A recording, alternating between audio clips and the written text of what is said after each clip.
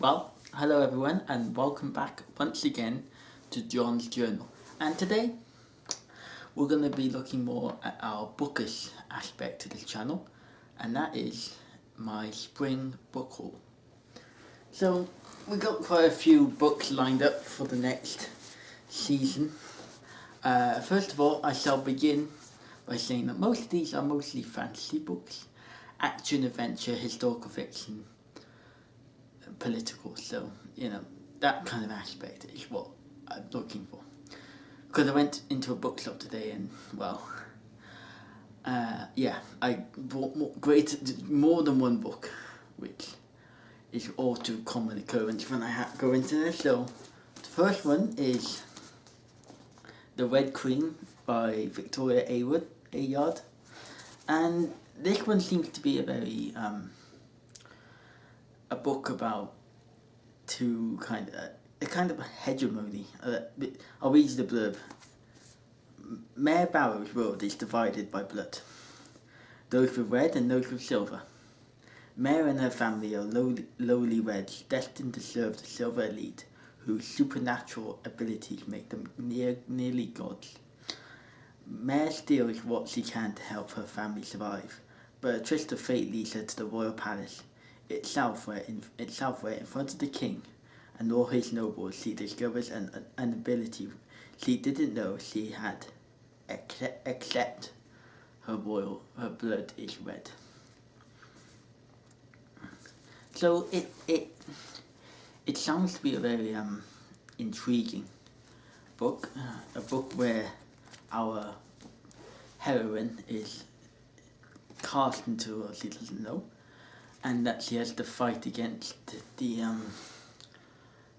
set norm and the social structure of the book.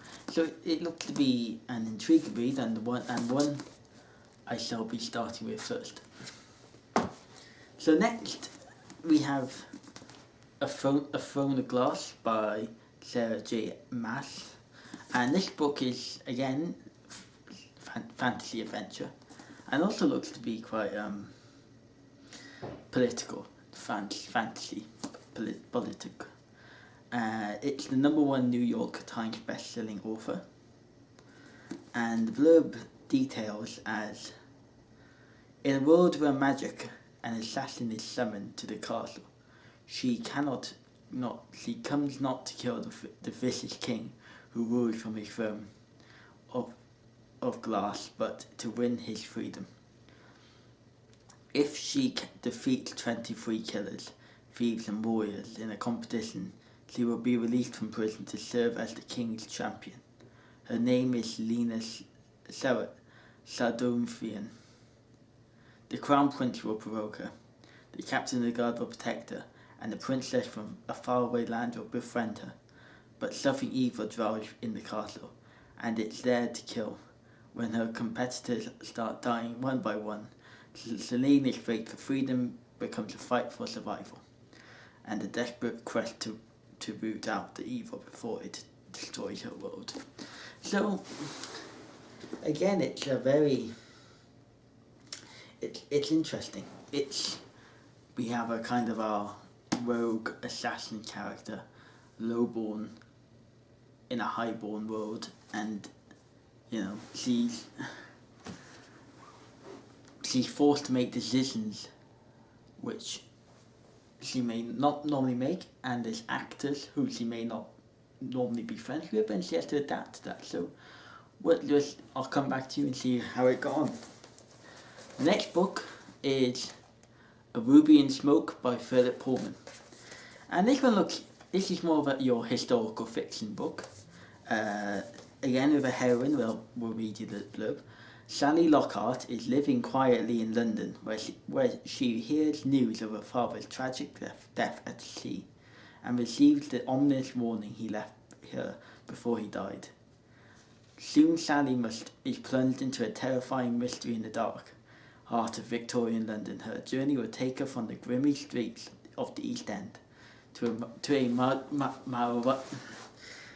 Maharaja's Indian palace, to the decadent opium dens of China.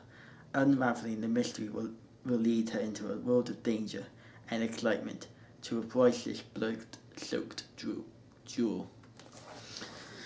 So, we're looking at Victorian London, we're looking at the Orient, we're looking at a kind of adventure, Victorian adventure. So, it looks to be quite promising, it looks to be interesting, and especially from a woman of that time, to see how she fits into this, very male-dominated empire. And in different cultures, of course, British, Indian, Chinese, etc. And next we will be sticking with historical fiction, and it's The Strangler Vine by M.J. Carter. This one takes place in India, again in the mid-19th century. The blurb is Calcutta, 1837.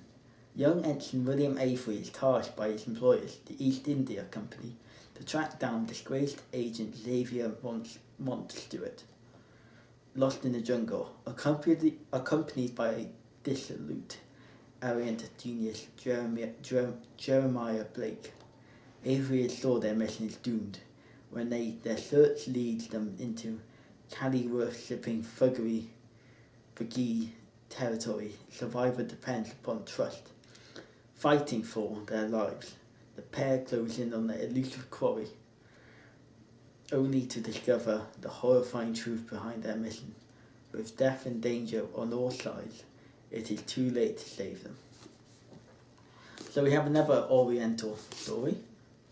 A British, this time a British hero protagonist venturing through the Indian subcontinent, and I think it looks to be quite interesting from a, what he makes of the place, what he as a, 1830s gentleman and soldier thinks of the Indian culture, the Hindu religion, and the people who have quite a different take on the British Empire itself. So that's book number 4.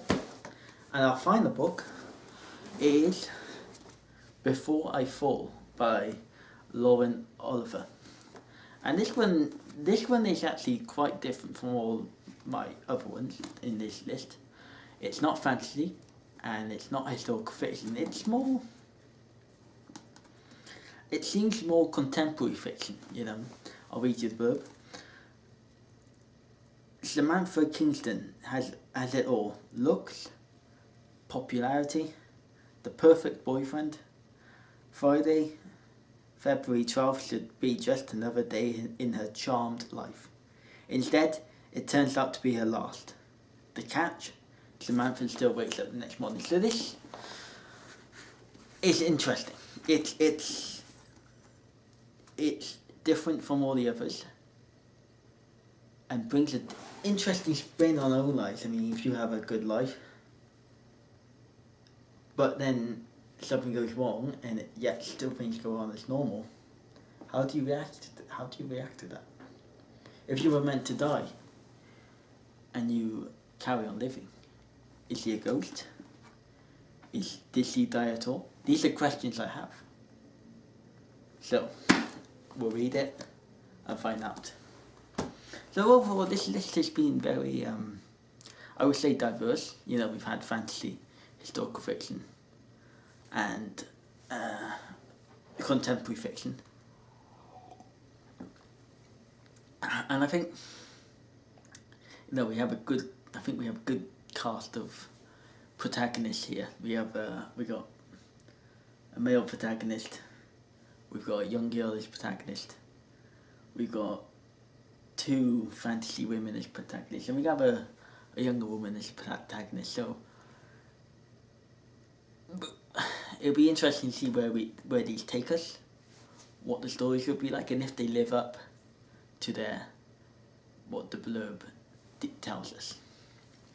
So I'll come back to you with my 5 reviews of each of these books, and until then, and until my next Wanderings video, I will see you in the next one.